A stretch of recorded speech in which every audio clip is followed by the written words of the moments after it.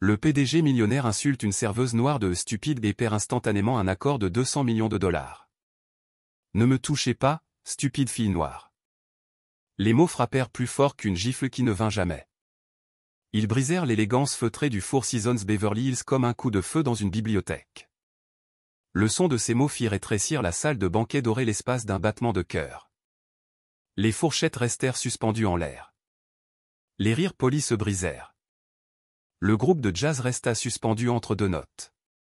Les téléphones s'inclinèrent discrètement, appareil photo ouvert mais silencieux, capturant déjà le moment où le pouvoir révéla son côté le plus sombre. Carter Drake, 38 ans, PDG millionnaire de Drake Nova Technologies, ne scia pas. Il ajusta ses boutons de manchette comme on resserre une vis lâche dans une machine, agacé par les gouttes de Bordeaux tachant sa manche sur mesure. En face de lui se trouvait Elliot Stone, 72 ans, l'investisseur notoire derrière Stone Holdings, surnommé la tempête silencieuse, parlant peu, observant beaucoup, et frappant ses décisions comme un marteau de juge. Entre eux se trouvaient 200 millions de dollars, un accord qui pouvait remodeler à la fois la technologie et la finance. Naomi Bennett, 26 ans, se tenait immobile, une serviette dans une main, une bouteille d'eau dans l'autre.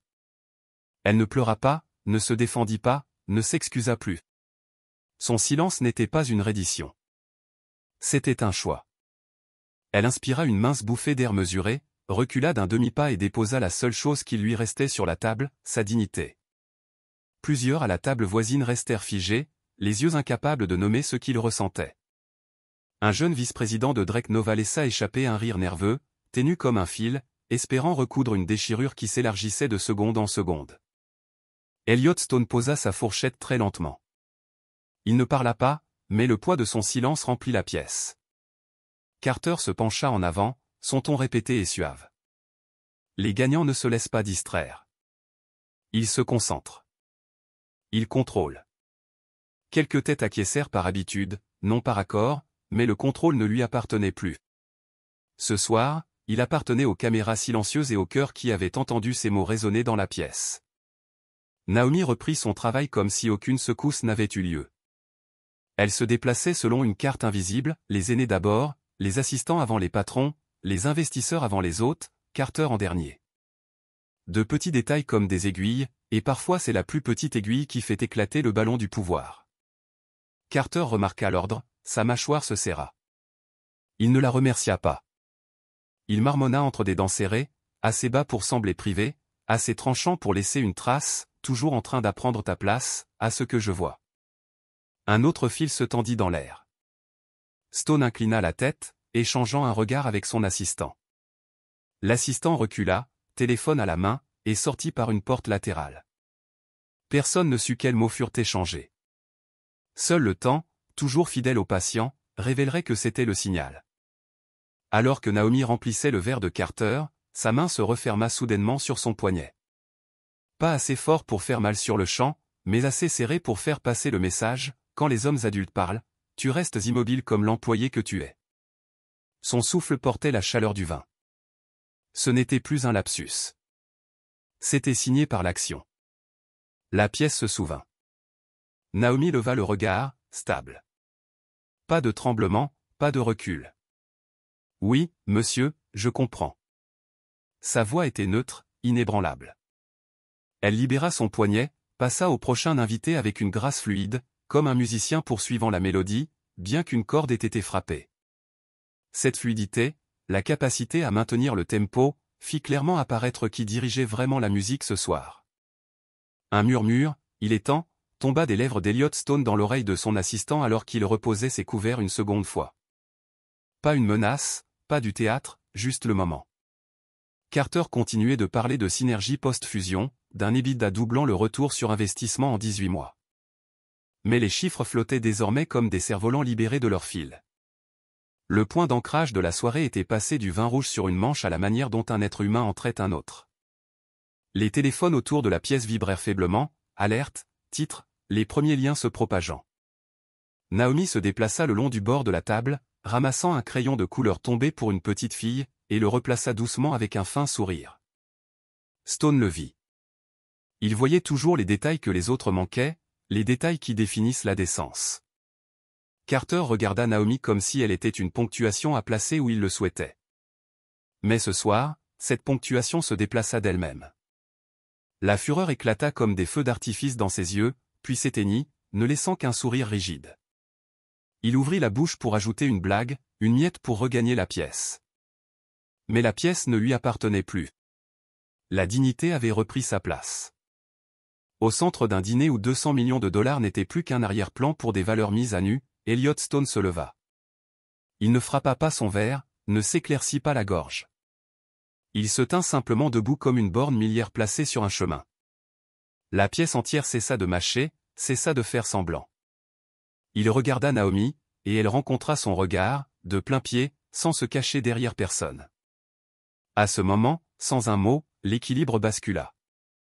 Avant de devenir l'œil d'une tempête médiatique, Naomi Bennett avait vécu des tempêtes plus petites, des tempêtes plus persistantes, plus éreintantes.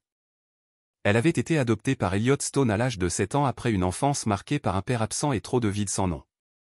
Madame Stone, la douce femme aux cheveux prématurément argentés, fut l'étreinte la plus chaleureuse que Naomi ait jamais connue. Mais le cancer l'emporta alors que Naomi était encore au lycée. Après les funérailles, la maison devint effrayamment grande. Naomi devint sœur, puis mère, d'Ellie Bennett, son frère de 10 ans atteint de paralysie cérébrale. Elle se battit pour garder sa famille de sang à ses côtés, aussi âpres que soient les écueils de la loi et de la réalité. « Nous sommes une famille, dit-elle, et Elliot Stone acquiesça, signant les papiers pour que cela soit vrai en droit, comme cela l'était déjà dans le cœur. Naomi avait été une star de l'athlétisme. Ses foulées fendaient le vent, le rugissement de la foule diminuant à chaque tour, des bourses l'attendaient comme des tickets de sortie de la pauvreté.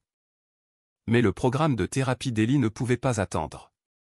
Le loyer ne faisait pas de pause pour les applaudissements. Elle plia ses chaussures de course, les rangea dans une boîte étiquetée, un jour, et commença à enchaîner les services. Les matins dans un café, les après-midi dans un magasin, les soirs dans des restaurants. 6 jours par semaine, 2 doubles services, un sourire pour les clients, un câlin pour Ellie, et un emploi du temps scotché au réfrigérateur, détaillant chaque heure de thérapie, chaque pilule. Elliot Stone n'a jamais pressé Naomi de changer de nom de famille. « Garde ton nom si tu le souhaites », lui dit-il. Naomi garda Bennett comme une rivière traversant tout ce qu'elle faisait. Elliot lui offrit une place confortable chez Stone Holdings, un poste sûr et stable. Naomi secoua la tête.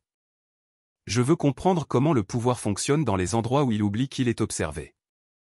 Je veux grimper du sous-sol au toit. » Et elle postula d'elle-même au Four Seasons, dans le monde du service d'élite. L'invisibilité est une armure, se dit-elle le premier jour où elle noua son tablier. Quand les gens ne te voient pas, ils sont honnêtes. Ils disent ce qu'ils ne diraient jamais à une caméra. Ils font des choses que personne ne remarque, croit-il. Naomi apprit le rythme de la salle, qui préférait l'eau pétillante à la plate, qui donnait un pourboire d'emblée en guise de remerciement, qui le retenait comme des fils invisibles. Elle mémorisa les plans de table comme sa propre paume. Elle savait qu'Elliot évitait le sel et aimait sa viande à point, et que Carter Drake était accro au millésime rare du château Margaux. 2 jours avant le banquet, Naomi vérifia l'inclinaison de chaque verre, la hauteur de chaque bougie, chaque pli de la nappe. Elle ne se préparait pas à un faux pas de service. Elle se préparait à la défaillance morale qui pouvait frapper à n'importe quelle table où le pouvoir a l'habitude d'être obéi. Elle voulait voir si, lors d'un test à 200 millions de dollars, les valeurs l'emporteraient sur la valorisation. Ce soir-là, lorsque le destin inclina un verre de Bordeaux, Naomi exécuta tous les réflexes professionnels correctement, elle s'excusa, épongéa, remplaça. Mais les mots de Carter tombèrent comme des rivets martelant toute sa discipline. Ce n'était pas un faux pas. C'était une position. Et lorsque sa main se referma sur son poignet au bord de la table, le dernier voile de l'histoire tomba. La pièce vit. Elliot vit. Les téléphones virent. Ce que Naomi fit ensuite n'était pas spectaculaire, mais c'était le plus difficile de tout. Elle maintint le rythme. Elle versa de l'eau pour les aînés, sourit en rendant un crayon de couleur à une petite fille, fit un signe de tête à une collègue tremblante de peur. Chaque petit geste pesait de l'autre côté d'une balance invisible, le côté nommé dignité. Elle savait que certains diraient qu'une autre excuse aurait arrangé les choses. Mais Naomi, élevée dans les tempêtes, savait que toutes les tâches ne s'effacent pas avec de l'eau. Certaines ne s'estompent qu'avec la responsabilité. De l'autre côté, Carter relançait son argumentaire de vente, intégration en 2 trimestres, double retour sur investissement en 18 mois, synergie de distribution. Les chiffres jaillissaient comme des tirs de canon. Mais les auditeurs n'étaient plus dans cette tranchée. Ils étaient revenus au moment qui venait de passer, mesurant l'homme avec la jauge la plus simple, respecte-t-il ou méprise-t-il? Elliot Stone posa ses couverts une fois. Il est temps. Et de nouveau, après la prise du poignet. La seconde fut la mise à feu. Naomi se rappela ce qu'Elliot lui avait appris il y a longtemps, quand quelqu'un se définit par l'action, ne discute pas avec ses mots. Accepte la confession qu'il vient de faire. Ce soir, Carter se confessa 2 fois, une fois en parole, une fois en acte. Et Stone, pesant 200 millions de dollars, comprit qu'il ne s'agissait plus d'acheter de la technologie. Il s'agissait d'acheter une culture. Une culture du mépris est un risque systémique. Les téléphones commencèrent à clignoter dans la pièce. Un journaliste financier présent avait déjà tagué le moment. Sur le chat interne de Drake Nova, les messages défilaient, quelqu'un n'a-t-il confirmé de Beverly Hills? Ne tweetez pas. Le service de presse rédige des déclarations ABC. Pendant ce temps, Naomi ne modifia jamais sa respiration. Elle savait que ce soir pourrait commencer un nouveau chapitre de sa vie, mais tout chapitre devait commencer par le calme. Elliot se leva. Il se tourna vers Carter, sa voix pas plus forte qu'une conversation ordinaire, avant de parler chiffres, je veux observer les valeurs. Et avant d'aller de l'avant, il y a quelqu'un de très important que je veux que vous rencontriez comme il se doit. Le banquet se tut. Carter força un sourire brisé. Vous voulez dire votre conseiller ou votre vice-président des investissements? Elliot ne répondit pas. Il fit simplement un geste vers l'autre côté de la pièce. Naomi s'avança sans tablier, sans plateau, juste elle-même. Elle s'arrêta à côté d'Elliot, pas derrière lui. Personne dans la pièce ne savait ce que ses prochains mots feraient au chemin des 200 millions de dollars, mais tout le monde sentait la chute approcher, comme l'air avant une tempête. Et au bord de la table, le verre de Bordeaux resta immobile, laissant une légère tache rouge sur la nappe blanche, à la fois littérale et symbolique. Certaines taches marquent la surface, mais c'est le tissu en dessous qui décide si le tissu peut encore retenir la lumière d'une bougie. Elliot Stone se tenait droit. Aucun verre ne fut tapé, aucune permission demandée, aucun rituel emprunté. Il se tint simplement, et la pièce elle-même s'arrêta. Les fourchettes planèrent dans les airs. La lumière des bougies vacilla. Une mélodie se figea au milieu d'une note. Alors que Naomi Bennett marchait du fond de la pièce vers lui, sans tablier, sans plateau, les téléphones s'inclinèrent davantage, instinct d'une époque où tout est enregistré. Avant de continuer, je tiens à vous présenter quelqu'un d'important. Elliot parla assez doucement pour être intime, mais assez clairement pour être entendu. Naomi s'arrêta à ses côtés, pas derrière lui. Voici Naomi Bennett, ma fille. Je l'ai adoptée quand elle avait 7 ans. Elle a gardé le nom de Bennett parce que c'est son histoire, et j'en suis fier. Une onde silencieuse parcourut la pièce, des clignements ralentis, des souffles retenus, des chaises qui bougeaient. Ceux qui voyaient Naomi comme un arrière-plan du pouvoir réalisèrent soudain que le portrait avait un nouveau sujet. Elliot se tourna vers Carter Drake. Naomi a choisi de travailler ici non pas parce qu'elle avait besoin d'argent, mais parce qu'elle voulait comprendre directement comment les gens au pouvoir traitent ceux qu'ils croient inférieurs. Ce soir, vous lui avez donné une réponse. Sans dureté, sans accusation. Il posa simplement un miroir sur la table, et de l'autre côté, Carter se vit 2 fois, une fois en parole, une fois dans sa main. Carter força un sourire, mou comme un lacet trempé. Monsieur Stone, il y a eu un malentendu. Elle a renversé du vin sur mon costume. Je n'ai fait que. Vous avez dit ce que vous croyez, coupa Elliot, d'une voix ferme. Et vous avez fait ce que vous pensiez avoir le droit de faire. Il se tourna vers la pièce. Quand des caractères sont mis à l'épreuve en public, les conséquences doivent aussi arriver en public. Une chaise racla, comme un petit point d'exclamation. Un invité partit, puis un autre. Un groupe se leva en silence. Le pouvoir ce soir n'exigeait pas de discours. Il se déplaçait par l'acte de s'éloigner. À une table à l'arrière, un sénateur caché derrière une cravate en soie se figea, jetant un coup d'œil de Naomi à Elliot, puis à Carter avec les yeux d'un homme calculant un risque, et non participant à un dîner. L'aide d'Elliot revint, murmurant. Elliott hocha la tête. Quelque part, 3 lignes de texte commençaient à prendre forme dans un brouillon de salle de rédaction. Stone Holdings se retire de l'accord de 200 millions de dollars avec Drake Nova après un incident public à Beverly Hills. L'histoire n'était pas encore en direct, mais la réaction avait commencé. Un journaliste financier dans la salle envoya un message, « Besoin d'une deuxième source ?» Un éditeur répondit, « Vidéo ?» Oui. L'ordre fut donné pour une publication rapide, niveau moyen élevé, ce qui signifie publier tôt, éditer plus tard. Naomi ne regarda jamais les caméras. Elle regarda plutôt la petite fille à la table voisine, celle à qui elle avait rendu un crayon de couleur plus tôt. La fille sourit, innocente, intouchée par le poids de la politique adulte. Naomi hocha légèrement la tête, comme pour se rappeler pourquoi elle avait choisi le calme plutôt que la réaction. Carter cherchait à reprendre pied. Elliott, 200 millions de dollars n'est que le début. Nous parlons de croissance à grande échelle. Un petit malentendu. Ce n'est pas un malentendu, intervint un investisseur chevronné à une table latérale, d'une voix basse, mais amplifiée par l'accord autour de lui. C'est un angle mort culturel. Il ne travaillait ni pour Stone ni pour Carter, mais dirigeait un fonds florissant. Des mots comme cela brisent les masques d'un seul coup. L'air changea. Une vice-présidente de Drake Nova vérifia sa montre, sortit discrètement son téléphone. Pas de tweet, rien. Dans le canal de communication, l'équipe de RP rédigea 3 déclarations. A. Excuse si une offense a été causée. B. Excuse. Assumer la responsabilité. Promettre un examen interne. C. Excuse. Changement concret.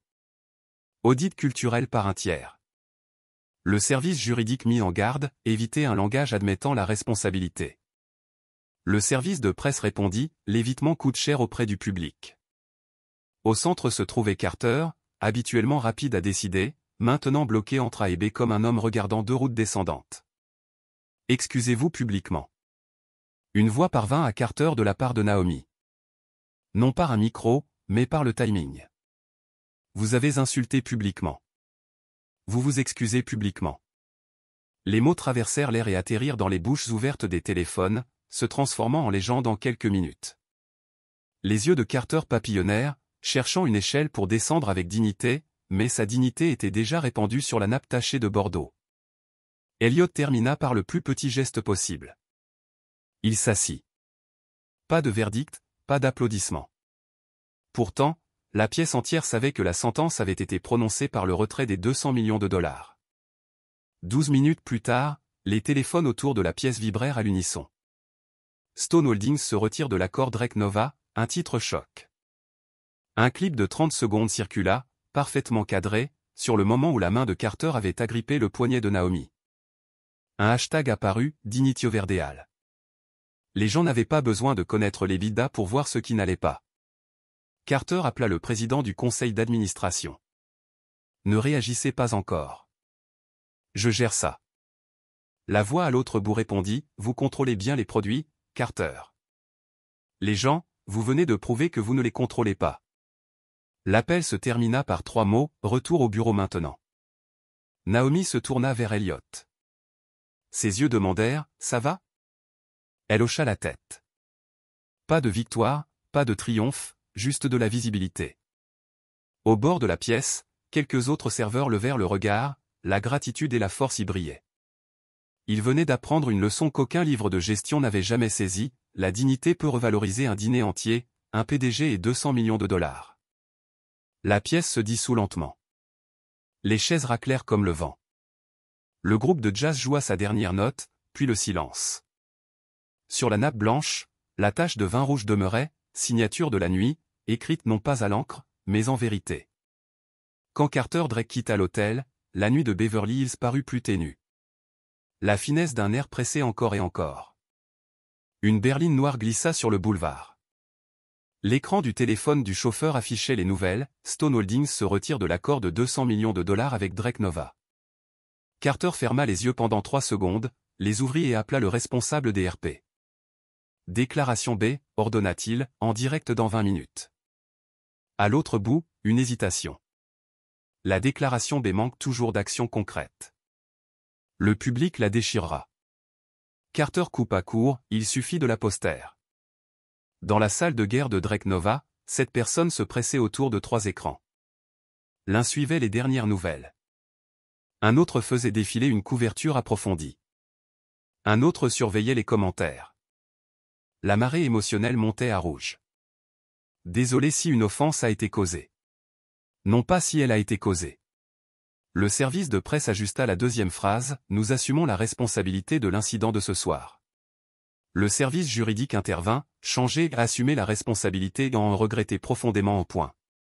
Le service de presse soupira, retapa. Le responsable des médias sociaux demanda, ajoutons-nous une photo? Non, la photo, c'est leur vidéo. Carter composa le numéro de Naomi Bennett. Je veux m'excuser, dit-il, la voix tendue comme une corde de violon. En privé, je le pense. La réponse de Naomi fut courte, vous avez insulté publiquement.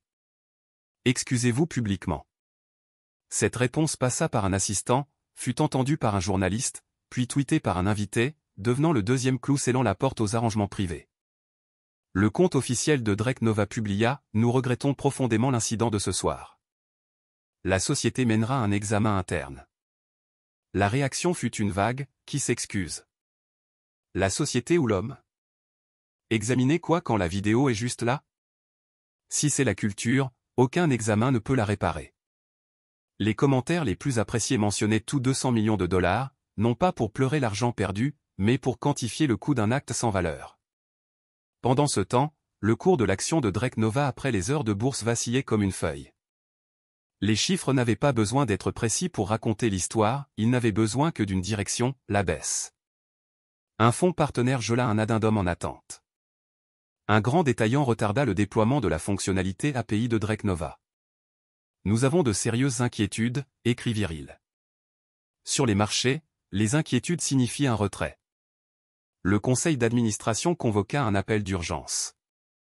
12 cases s'illuminèrent à l'écran. Le président ouvrit, nous avons une défaillance éthique créant un risque systémique. 3 questions, 1. Impact opérationnel. 2. Plan de succession intérimaire.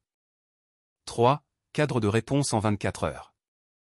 Un membre, ancien PDG d'une entreprise de biens de consommation courante, coupa net, nous ne pouvons pas défendre un homme au détriment de toute la culture de l'entreprise. Un autre hésita, mais Carter a conclu des accords majeurs. Devrions-nous lui laisser une chance de se rétablir? Le conseiller juridique interne posa le jalon, le retard transforme le risque en crise à long terme. Un parrainage de marque d'une valeur de 8 chiffres fut suspendu. Un vice-président produit démissionna pour des raisons personnelles. Un conseiller déclara anonymement à un journaliste, ce qui s'est passé ce soir n'a pas surpris les initiés. Des pièces affluèrent, assemblant une image qu'aucune équipe de RP ne pouvait redessiner. Carter lut tout cela dans la voiture. Il appela le président, laissez-moi enregistrer une vidéo d'excuses. Maintenant, je vais dire la vérité. Le président répondit, faites-le, mais vous n'avez plus le pouvoir de vous sauver seul. Carter se tut. Le mot, pouvoir, autour duquel il avait construit sa vie, lui échappa pour la première fois. Le conseil vota la suspension indéfinie de Carter Drake. Le projet d'annonce portait une ligne froide, pendant que nous évaluons l'incident, M. Carter Drake se retirera de ses fonctions de PDG. Il révoqua l'accès interne de Carter. Son icône Slack devint grise. Sa carte d'accès s'illumina en rouge. Les permissions qui ouvraient autrefois toutes les portes des salles de conseil ne pouvaient même plus appeler un ascenseur au 32e étage. De l'autre côté de la ville, Naomi installa Ellie Bennett au lit. « Oh, tu vas bien, sœur » demanda-t-il. Naomi répondit, « Aussi bien que quand tu t'es levée pour la première fois l'année dernière. » Tous deux rirent doucement. Naomi s'assit près de lui, son téléphone vibrant sans arrêt en mode silencieux. Une collègue avait envoyé un SMS, « Merci pour ce soir. » Un étranger écrivit, « Ma fille dit qu'elle veut travailler comme vous un jour. » Au milieu du chaos, de petits fils de lumière apparurent, et il suffisait. À l'aube, les titres du matin s'alignaient, Domino se retire de Drake Nova. Culture ou individu. Quentin Diné coûte plus de 200 millions de dollars. Un journal utilisa le mot exact qu'un éditeur avait tapé dans les notes de la veille, conséquence. Non pas une fin, mais la phase de déclin après une détonation morale. Au siège de Drake Nova, la salle de conseil du 32e étage était vide, les chaises en cuir luisantes et inutilisées. Une note papier scotchée à la porte indiquait « Réunion générale 14h, direction intérimaire ». Chez Stone Holdings, Elliott arriva tôt, prépara du thé, ouvrit un nouveau dossier intitulé « Programme Humanité, Naomi Bennett ». Il n'éteignait pas des feux. Il construisait des structures pour que le feu ne s'allume jamais dans des endroits que les gens considéraient trop petits pour avoir de l'importance. Carter se tenait seul sur le parking, l'écran noir de sa carte d'accès reflétant un visage fatigué. Il pensa à la phrase qu'il avait hurlée à chaque réunion, hésiter, c'est échouer. Ce soir, il avait hésité non pas sur des chiffres, mais sur la vérité. Et l'échec, comme toujours, était arrivé à l'heure. L'aube après Beverly Hills n'était pas dorée. Elle était juste assez lumineuse pour révéler ce qui restait après une détonation morale. Naomi Bennett franchit les portiques de sécurité de Stone Holdings, son tout nouveau badge, Naomi Bennett, directrice de l'humanité corporative, bipant doucement contre le lecteur. Les couloirs de verre reflétaient sa silhouette. Pas de tablier, pas de plateau, juste elle-même dans un blazer marine et des chaussures plates faites pour travailler, pas pour endurer. À la réception, les regards se levèrent, curieux, admiratifs, sceptiques. Une assistante murmura « Népotisme ?» Une autre répondit « Voyons ce qu'elle fait d'abord. » Elliott Stone attendait dans une petite salle de conférence, les fenêtres captant les premières traînées de soleil balayant la baie. Il versa du thé, le fit glisser vers Naomi. « Ce titre n'est pas pour l'apparat. C'est une autorité, dit-il. Vous aurez votre propre budget, le droit de tirer le frein d'urgence sur tout projet si la dignité est en jeu, et un accès direct au conseil d'administration. » Il marqua une pause. Les mots comptent, mais seule la structure tient une promesse. Nous construisons les deux. Naomi ouvrit son carnet. Sur la première page, 3 lignes, tracées fermement, écoutez, éclairez, renouvelez. Écoutez, séance d'écoute obligatoire dans chaque bureau San Francisco, Singapour, Berlin, Austin, même les équipes d'entretien à Los Angeles. Pas de caméra, pas de manager direct, des retranscriptions anonymes, mais une réponse exigée dans les 14 jours. Éclairé, création d'un indice de dignité. Un tableau de bord trimestriel combinant l'attrition, les plaintes, les sondages souterrains et les évaluations de respect à 360 degrés. Résultats publiés de manière transparente au sein de l'entreprise. Renouvelé, formation en leadership de 40 heures sur la culture et la dignité. Bonus de défaillance certifié coupé. Les employés obtiennent un pouvoir d'arrêt de travail immédiat si la dignité est violée. Aucune représaille. J'ai besoin d'une équipe, dit Naomi. Pas de communication de relations publiques. Choisissez vos gens, répondit Elliott. La porte s'ouvrit. Mara Quinn, vétéran des RH, cheveux argentés, yeux féroces, entra. Derrière elle, Diego Ramos, data scientist, ordinateur portable couvert d'autocollants, les données racontent des histoires. Et Esha Cole, ancienne organisatrice syndicale, voix de baryton chaleureuse.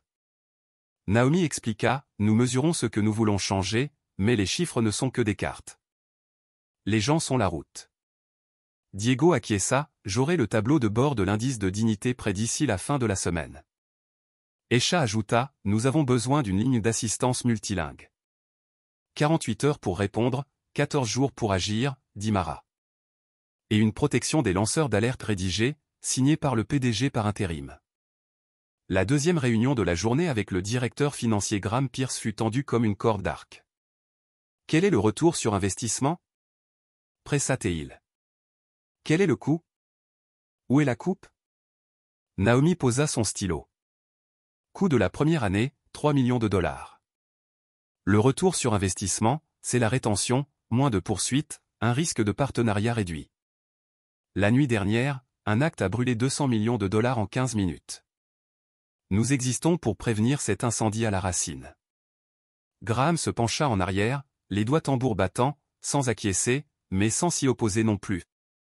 Au service des relations publiques, Selena Shaw esquissait des défenses. Dehors, ils disent déjà népotisme. Naomi respira calmement. Je n'ai pas demandé ce siège.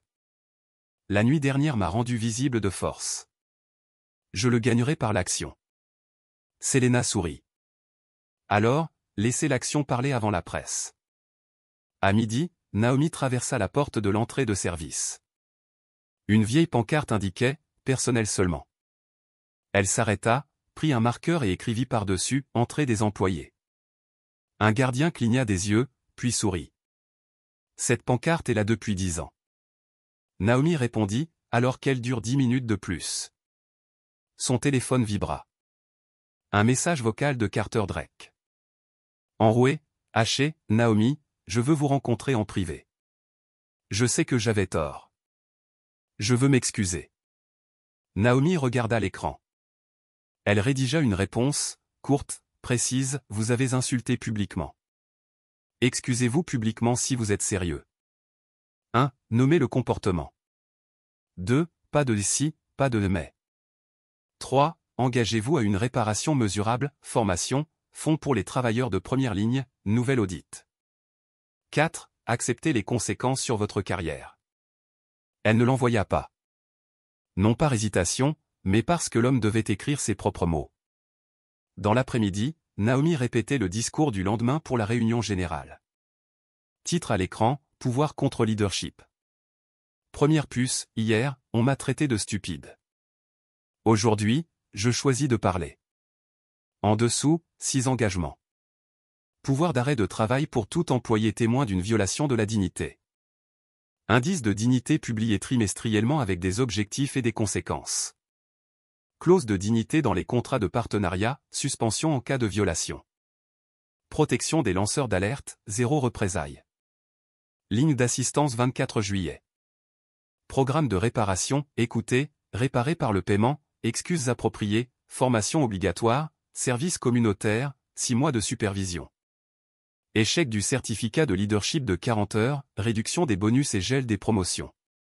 Echa entra, lui tendant une liste de questions anonymes du personnel, si je signale le harcèlement d'un patron, serais-je victime de représailles?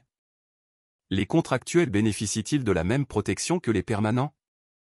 Si un partenaire majeur enfreint la clause de dignité, annulerons-nous vraiment le contrat? Naomi les regroupa, écrivit des réponses claires avec des délais. Vers le soir, Ellie appela en FaceTime, son visage rond brillant comme un petit soleil. Tu leur as déjà dit? Demain, je parle. Naomi sourit. N'oublie pas d'inspirer. Compte jusqu'à 4. Oui, comme quand tu t'entraînes à te tenir debout. Et s'ils tombent, alors nous les aidons à se relever, répondit Naomi. Mais s'ils rabaissent les autres, nous les arrêtons. Dehors, des caméras de médias attendaient déjà, trépieds plantés devant Stone Holdings. Naomi se tint près de la fenêtre, observant leur lumière rouge clignoter. Elle ne sortit pas. Aujourd'hui n'était pas pour la presse. Aujourd'hui était pour réparer les structures, rédiger des promesses assez solides pour résister à la tension. Avant d'éteindre son écran, elle colla une note dessus, la dignité est opérationnelle. La dignité n'était pas un slogan. C'était le travail lui-même. Le studio temporaire au 12e étage décomptait. La lumière rouge s'alluma. La caméra resta immobile comme un œil. Sur l'écran devant Naomi, le nombre apparut, 12 487 spectateurs en direct, de San Francisco à Singapour, Berlin, Austin, l'équipe d'entretien à Los Angeles, et les ingénieurs de nuit à Dublin. Elliot Stone se tenait derrière l'objectif, les bras croisés. Pas de prompteur, pas de téléprompteur. La vérité était le script. Naomi s'avança d'un demi-temps, inspira pendant 4 comptes comme elle l'avait promis à Ellie. Hier, on m'a traité de stupide. Non pas parce que j'ai fait une erreur professionnelle, mais parce que quelqu'un croyait qu'un titre les rendait plus humains que moi. Hier, je me suis tu. Aujourd'hui, je choisis de parler. Elle marqua une pause, laissant la pièce virtuelle respirer avec elle. Il y a une différence entre le pouvoir et le leadership. Le pouvoir peut prendre. Le leadership doit être gagné. Je n'ai pas pris cette chaise. Elle m'a été confiée, et je suis responsable de la maintenir digne. Elle ne raconta pas la nuit de Beverly Hills. Tout le monde savait déjà. Au lieu de cela, elle parla de la façon dont l'entreprise vivrait à partir de ce jour. Premièrement, à partir de maintenant, chaque employé a le pouvoir d'arrêter le travail. Si vous êtes témoin d'une violation de la dignité, vous avez le droit de dire « stop » et nous nous arrêterons. Personne ne sera puni pour avoir tiré le frein au bon endroit. Si quelqu'un exerce des représailles, je serai la première à me lever. Deuxièmement, nous créons l'indice de dignité, non pas pour le spectacle. Chaque trimestre, chaque unité verra son score, attrition anormale, plainte, enquête de respect, et évaluation à 360 degrés. Si vous ne respectez pas la norme, il y aura des conséquences, perte de bonus, gel des promotions, formation obligatoire. Troisièmement, la clause de dignité dans chaque contrat de partenariat. Si un partenaire échoue, nous le suspendons jusqu'à ce qu'il se corrige. Pas d'excuse de taille. Plus ils sont grands, plus ils doivent avoir raison. Quatrièmement, la protection des lanceurs d'alerte. Une ligne d'assistance multilingue 24H24 et 7J7. 48 heures pour une première réponse, 14 jours pour un plan d'action. Le moindre soupçon de représailles, nous enquêtons immédiatement. Cinquièmement, le programme écouter, payer, réparer. Toute personne qui viole la dignité, même quelque chose de petit comme une blague cruelle, doit écouter la personne affectée, payer par la formation et le service communautaire, et réparer par des engagements mesurables. Pas de « désolé si ». Pas de « mais ». Seulement la responsabilité. Sixièmement, un certificat de leadership de 40 heures. Toute personne gérant du personnel doit le réussir. Échec, pas de bonus, pas de promotion. Le leadership est une compétence de vie, pas un privilège. Le chat à droite défilait. Finalement, quelqu'un dit « ça ». Avant, j'avais peur de signaler. Arrêter le travail, ça ressemble à un rêve. Naomi leva le regard. Je sais que certains pensent, qu'en est-il du coup? La nuit dernière, un acte a brûlé 200 millions de dollars en une seule soirée. Nous ne pouvons pas nous permettre de ne rien faire. La lumière des questions-réponses s'alluma. Première question, Maya tant de Singapour, et si un patron se moque de mon accent? Naomi répondit, tirez le frein. Appelez la ligne d'assistance. Nous vous protégerons. Le certificat de ce manager sera suspendu jusqu'à ce qu'il se corrige. Rosa Alvarez, équipe d'entretien, là, les contractuels bénéficient-ils de la même protection que les permanents? Oui. La dignité ne demande pas quel type de contrat vous avez. Elle demande si vous respectez un être humain. Lucas Weber, ingénieur Berlin, serons-nous étiquetés woke et perdrons-nous des partenaires? Nous pourrions perdre ceux qui ne valorisent pas la dignité. Nous gagnerons ceux qui le font. La réputation est le filtre. Jordan Price, CS, San Francisco, et si le contrevenant est un client majeur? La clause de dignité s'applique aussi aux clients. Nous suspendons jusqu'à ce qu'il se corrige. L'argent ne dicte pas nos valeurs. Nos valeurs dictent notre argent. Un employé anonyme posta, vous avez été nommé à ce poste par favoritisme. Naomi hocha la tête, regarda directement l'objectif. Je n'ai pas demandé à être vu. La nuit dernière m'a rendu visible. Je prouverai par les résultats que cette chaise n'est pas un cadeau. C'est un engagement. Et si j'échoue, tirez le frein sur moi aussi. Des applaudissements retentirent par les haut-parleurs des bureaux, inégaux, mais réels. Un ingénieur d'Austin coupa son micro, merci d'avoir nommé le problème. Un manager de longue date de Dublin déclara, je passerai ma certification cette semaine. Ailleurs, Carter Drake était assis devant son écran, des cernes sous les yeux. Le quatrième brouillon de sa vidéo d'excuses était en pause. Il entendit Naomi dire, pas de si ou de mais. Sur son bureau, une lettre manuscrite, la première depuis des années, Naomi, j'ai dit ce qui ne peut être justifié. J'ai fait ce qui ne peut être excusé. Pas de si, pas de mais. Je suis désolé.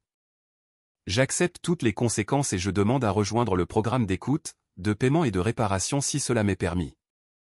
Il ne savait pas si Naomi la verrait un jour. Il savait seulement qu'il devait supprimer les 3 lignes, 6 mai, de son script vidéo. À la fin du livestream, Naomi ne leva pas les mains en signe de triomphe. Elle s'inclina doucement une fois et quitta le cadre. Elliot attendait à la porte, les yeux à la fois fiers et interrogateurs. Prête à affronter la tempête? Naomi esquissa un fin sourire. La tempête, c'était hier. Aujourd'hui, on construit l'abri. Sa boîte de réception fut inondée de demandes de volontaires pour le programme Humanité de la part d'ingénieurs, de comptables, d'agents de sécurité, même de Rosa de l'équipe de nuit, demandant à être ambassadrice sur Slack. Dignities Operational monta en flèche au sommet. Mara envoya un rapport, la ligne d'assistance avait reçu 37 signalements au cours des 2 premières heures. Beaucoup de petits détails, mais incisifs, moqueries d'accent, personnes coupées, non-invitation à des réunions, le tout catégorisé et mis en file d'attente pour une réponse. Dehors, certains partenaires envoyèrent des félicitations. D'autres posèrent des questions difficiles. Une grande entreprise proposa une clause de dignité bilatérale. Graham Pierce envoya un SMS à Naomi, le roi est visible. Naomi sourit. Parfois, le profit ne monte pas d'abord sur un graphique. Il monte dans la façon dont les gens se traitent mutuellement. À la fin de la journée, Ellie appela en face Tim, son visage rond et rayonnant comme le soleil. As-tu compté jusqu'à 4 ? Oui, dit Naomi. Ils ont applaudi ? Oui, répondit Naomi. Non pas parce que j'ai crié, mais parce que j'ai écouté. Au-delà de la fenêtre, la ville s'illumina. Sur son bureau, la note restait « La dignité est opérationnelle ». Aujourd'hui, elle avait vraiment commencé à fonctionner, et quelque part un stylo autrefois destiné à signer un contrat de 200 millions de dollars avait trouvé un nouveau but, signer un engagement qu'aucune somme d'argent ne pouvait remplacer. Ce matin-là, l'appartement de Carter Drake était aussi silencieux qu'une pièce insonorisée. La lumière du soleil filtrait à travers les stores et atterrissait sur la caméra installée au milieu de la table. Le 5e brouillon de son script d'excuses était ouvert sur l'ordinateur portable, 3 paragraphes, déjà noircis. À côté se trouvait une courte note manuscrite, « J'ai dit ce qui ne peut être justifié. J'ai fait ce qui ne peut être accepté. Pas de si, pas de mais. Je suis désolé. J'accepte les conséquences et je demande à rejoindre le programme d'écoute, de paiement et de réparation si cela m'est permis. » Carter l'a relu, sa voix basse par manque de sommeil. Il appuya sur enregistrer. La vidéo dura 2 minutes et 37 secondes. Il regarda droit dans l'objectif, « Cette nuit-là, j'ai insulté une femme. J'ai aussi utilisé ma main pour exiger le silence. J'ai eu tort. Je ne l'excuserai pas. Je ne dirai pas si ou mais. J'ai été suspendu, et je ne demande pas à revenir. Je demande à rejoindre le programme de réparation conçu par Naomi Bennett. J'écouterai ceux que j'ai autrefois ignorés. Je paierai avec du temps, du travail et de l'argent. Je réparerai par des actions mesurables. Je sais que 200 millions de dollars ont quitté la table à cause de mon comportement. J'accepte cette responsabilité. Il a posté la vidéo sur son compte personnel, bloquant les commentaires pendant les 24 premières heures pour éviter qu'elle ne se transforme en dispute. Mais Internet n'avait pas besoin de commentaires pour décider. Les médias ont cité chaque phrase, pas de si, de mais, accepter les conséquences. Rejoindre, écouter, payer, réparer. Certains ont appelé cela une performance. D'autres ont dit que c'était selon les règles. Mais dans les groupes de travailleurs de service, la phrase « J'ai utilisé ma main pour exiger le silence » a été la plus partagée car elle nommait l'acte exactement. À midi, Eshakol a envoyé une invitation de calendrier, la première session d'écoute. Pas de caméra, pas de presse, pas de relations publiques. Une salle rectangulaire, des chaises en cercle. Sur la table, carnet, stylo. Règles affichées au mur, 1. Les personnes affectées parlent en premier. 2. Pas d'interruption. 3. Pas de « je » seulement. 4. À la fin, la personne qui a causé du tort a 1 minute pour dire « je ferai ». Naomi Bennett a commencé sans mentionner la nuit du Four Seasons. Aujourd'hui n'est pas pour raconter ce que tout le monde a déjà vu. Aujourd'hui est pour entendre ce que notre système fait endurer aux gens chaque jour. Une employée de la réception a raconté avoir été appelée « ma chérie » et avoir eu l'épaule saisie sans consentement. Un cuisinier a parlé de son accent toujours moqué lors des réunions.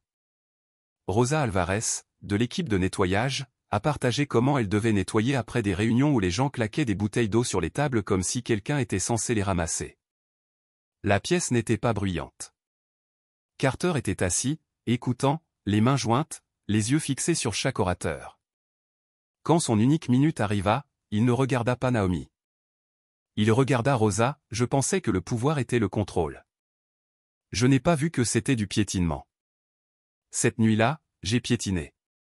Je ferai 120 heures de formation obligatoire, 200 heures de service communautaire, et je propose de créer un fonds de première ligne pour soutenir la santé mentale, les bourses d'études et l'amélioration des salaires du personnel de première ligne à travers nos réseaux de partenaires, sans mon nom dessus. Esha hocha la tête, nota. Mais payer, ce n'est pas seulement écrire un chèque. Payer, c'est se soumettre à une supervision, ajouta Naomi. Et réparer, c'est changer la façon dont vous prenez des décisions. La deuxième session s'est déroulée l'après-midi même avec des managers observateurs. Diego Ramos a affiché le tableau de bord test de l'indice de dignité, l'attrition à la réception anormalement élevée.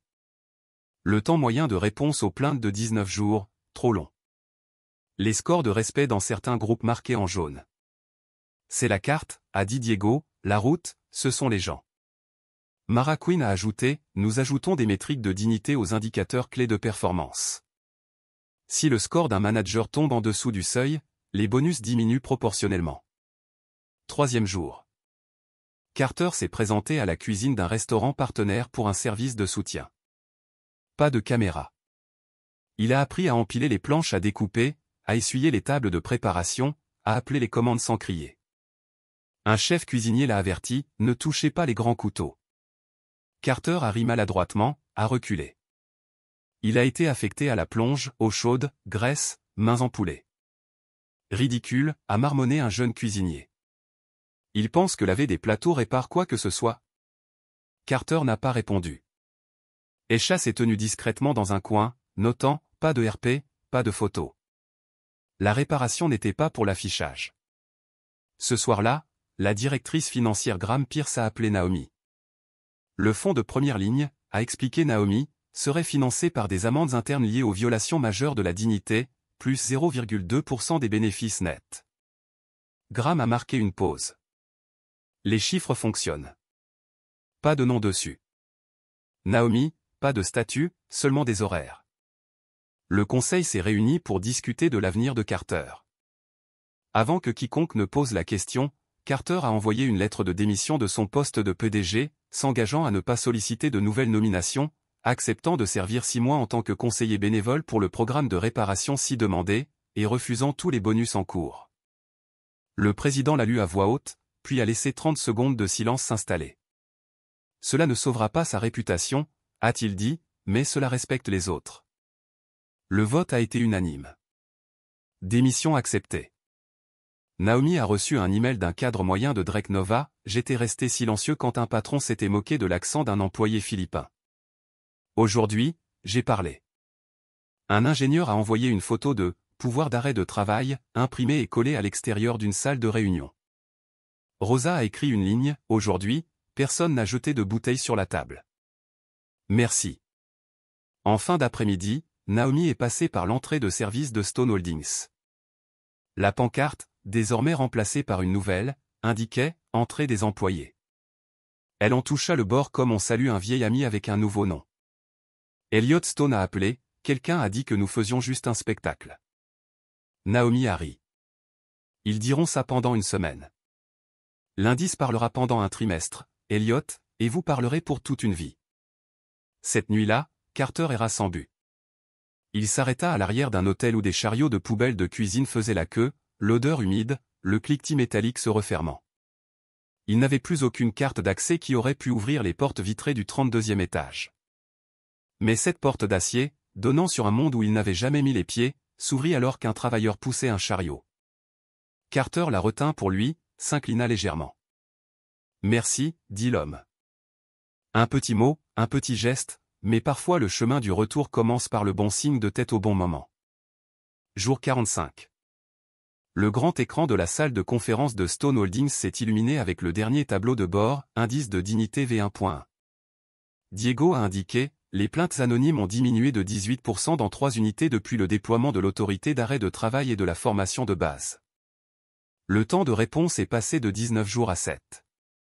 3 événements d'arrêt de travail enregistrés, 2 résolus sur le champ, un escaladé au comité indépendant. Mara a ajouté, l'attrition à la réception a baissé de 6 points. Les entretiens de départ montrent que respect était le mot le plus répété. Graham a hoché légèrement la tête. Coût du programme de 3,1 millions de dollars à ce jour. Les réserves pour litige ont été réduites. Un partenaire majeur a demandé notre exemple de clause de dignité. Naomi a griffonné une note, les données sont des signaux. La culture est un voyage. À ce moment-là, l'appel avec Allura Retail, un partenaire potentiel de 20 millions de dollars, a commencé. Leur salle de conférence a clignoté à l'écran. Leur SVP, un homme parlant vite, a présenté son équipe, 2 managers, un ingénieur et une jeune employée indienne nommée Aneya. La réunion s'est déroulée sans accroc jusqu'à ce que le SVP interrompe Aneya, laissez quelqu'un qui parle un anglais correct présenter cette partie. L'atmosphère a instantanément changé. Naomi a levé les yeux mais n'a pas pu placer un mot. Jordan Price, CS, San Francisco, a levé la main. Arrêt de travail. Silence. Jordan a fixé la caméra. Nous venons d'être témoins d'une violation de la dignité, rejetait une oratrice pour son accent. Conformément au protocole, je demande que nous fassions une pause pour rétablir la manière dont ce dialogue est mené. Du côté d'Allura, le SVP a froncé les sourcils. C'est juste une question d'efficacité. Naomi est restée calme. Nous ne gagnons pas de temps en brûlant la dignité. Notre clause de dignité s'applique avant la signature des contrats. Le SVP a exhalé. Si vous êtes aussi strict, peut-être que nous ne sommes pas compatibles. Graham Pierce, le même homme qui avait jadis demandé « Quel est le retour sur investissement ?» a glissé doucement « Si vous n'êtes pas aussi strict, peut-être que nous ne sommes vraiment pas compatibles. » Elliot Stone, silencieux jusqu'alors, prit la parole « Nous suspendons les discussions pendant 7 jours. Si vous souhaitez poursuivre, envoyez un plan de réparation, une formation en leadership, un engagement de 0 représailles et la garantie qu'Aneya présentera l'intégralité de sa section. » L'appel se termina. La pièce de Stone était silencieuse comme avant un orage. Naomi se tourna vers Jordan. « Merci d'avoir tiré le frein. » Jordan sourit faiblement. « J'ai compté jusqu'à 4. » La pièce rit. Une nouvelle expression avait pris racine. 3 jours plus tard, Allura a envoyé des excuses publiques à l'équipe du projet, joignant un plan de réparation, une formation en leadership de 20 heures pour les managers, une politique interne d'arrêt de travail et la promesse qu'Aneya dirigerait le segment technique lors de la prochaine réunion. Selena Shaw, RP, conseilla, continuez, mais surveillez, Graham. 20 millions de dollars, ce n'est pas pour l'argent, c'est pour la leçon. Naomi hocha la tête. Une leçon a de la valeur si elle est testée.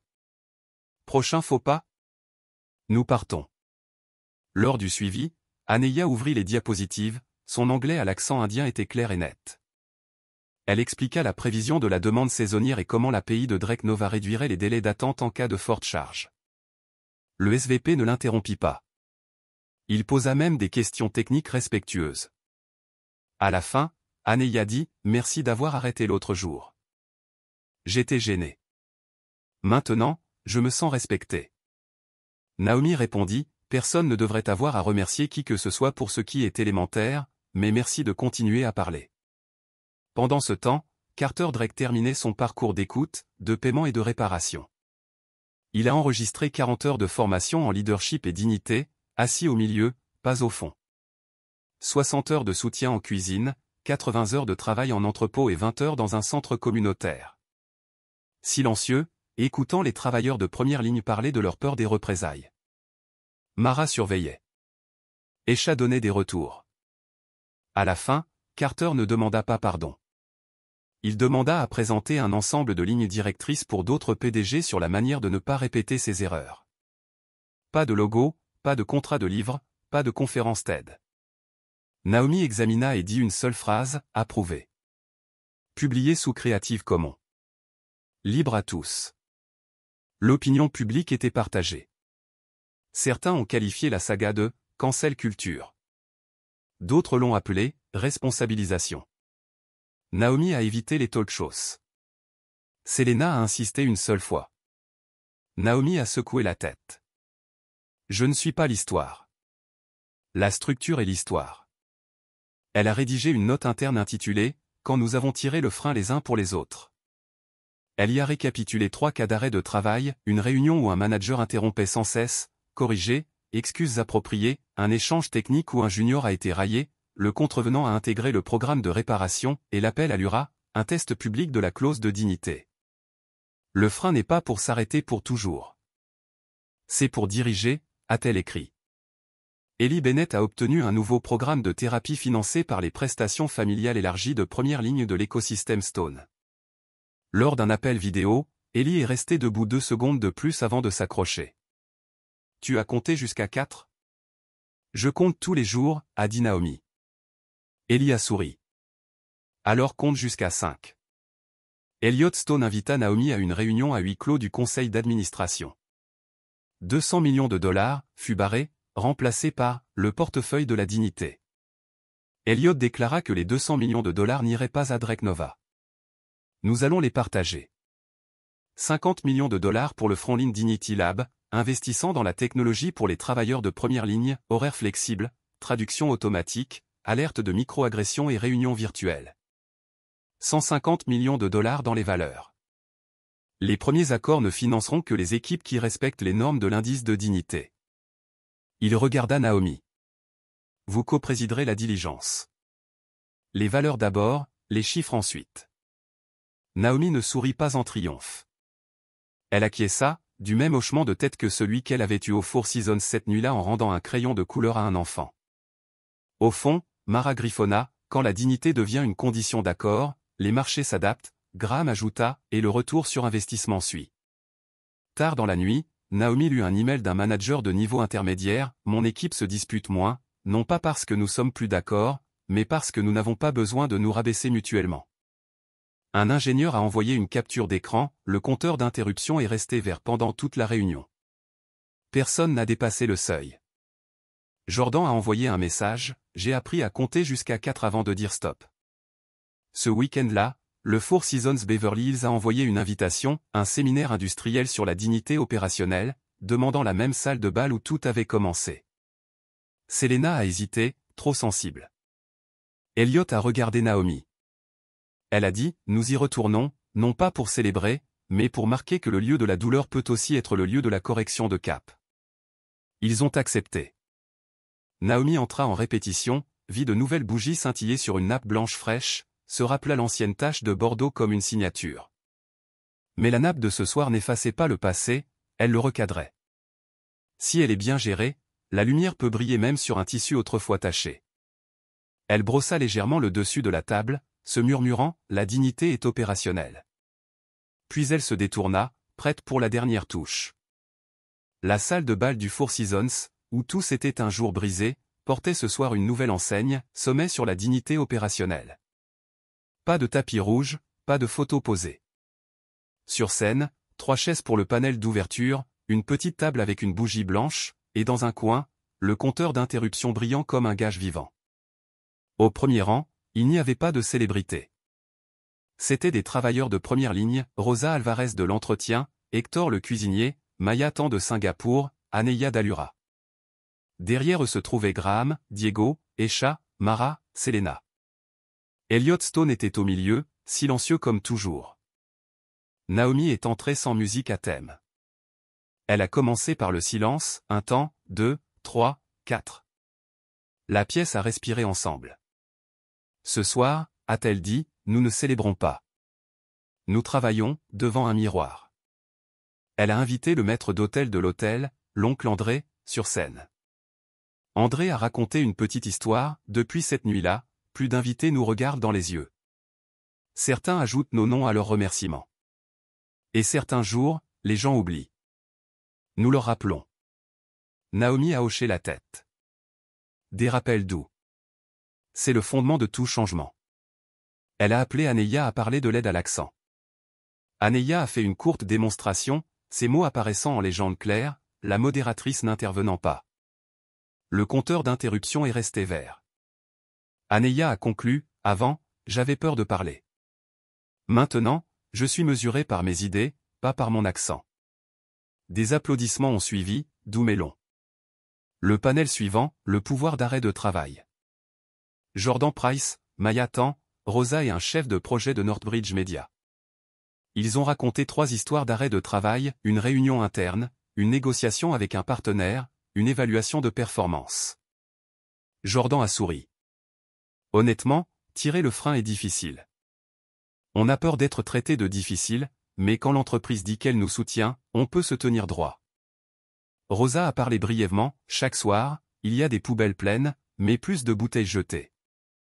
Des rires ont retenti, non pas de joie, mais de soulagement. À mi-chemin, le compteur d'interruption a clignoté en jaune.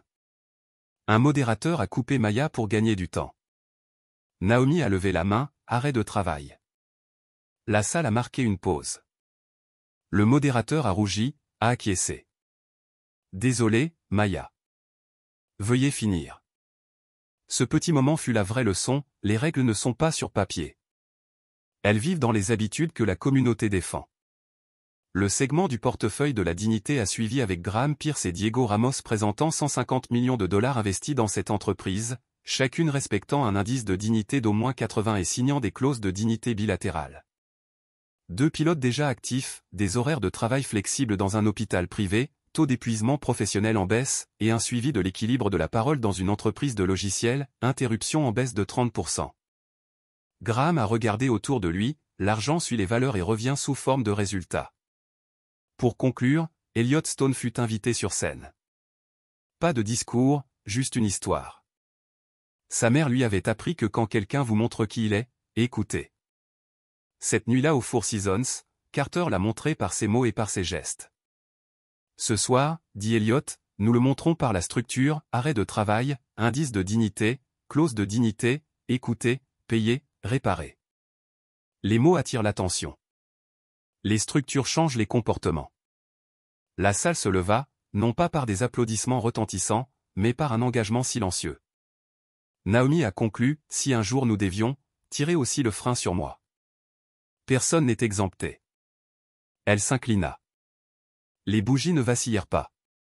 Alors que la salle se vidait, Naomi se glissa le long du couloir arrière. Le chemin autrefois marqué, entrée de service. Le panneau indiquait maintenant. Au bout, un homme empilait des chaises, Carter Drake. Pas de badge, pas de micro. Il leva les yeux, marqua une pause. Merci de ne pas m'avoir laissé me cacher derrière de belles excuses. Naomi hocha la tête. Merci de travailler, pas de jouer. Pas de poignée de main, pas besoin. Un signe de tête suffisait pour maintenir le cercle de la nuit. Tard chez elle, Naomi trouva Ellie Bennett qui l'attendait, les 2 mains agrippées à la rampe. Regarde-moi, dit-il. J'ai compté jusqu'à 5. Il se tint droit, 1, 2, 3, 4, 5, puis rit en tombant sur le canapé. Naomi applaudit doucement mais longuement, tout comme la salle l'avait fait pour Aneia. De petits chiffres les 5 secondes d'Ellie, les 3 minutes ininterrompues d'Aneia ont construit le mur contre des tempêtes plus grandes. Elle s'assit, ouvrit son carnet. Objectif du prochain trimestre, augmenter le temps de parole de 15%, réduire le taux d'interruption en dessous de 0,8, réduire le temps d'escalade à 24 heures. À côté, le papier toujours épinglé, la dignité est opérationnelle. Elle ajouta une ligne, et habituelle. Dehors, la ville s'illuminait de fils de lumière. Ailleurs, Rosa terminait un service de nuit, envoyant une photo par SMS, poubelle propre, pas de bouteilles jetées.